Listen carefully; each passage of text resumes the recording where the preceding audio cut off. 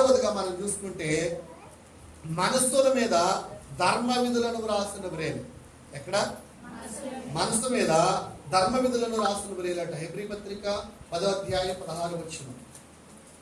Hebrew పత్రిక 10:16 చదువుదాం.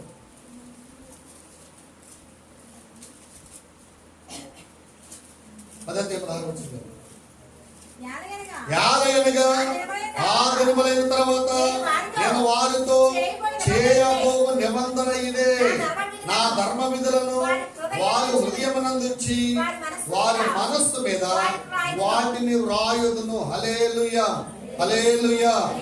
ఆ దినములైన తర్వాత నేను వారితో చేయబో నిబంధన ఇదే, నా ధర్మ విధులను వారి హృదయమునందుంచి వారి మనస్సు మీద వాటిని రాయుదును.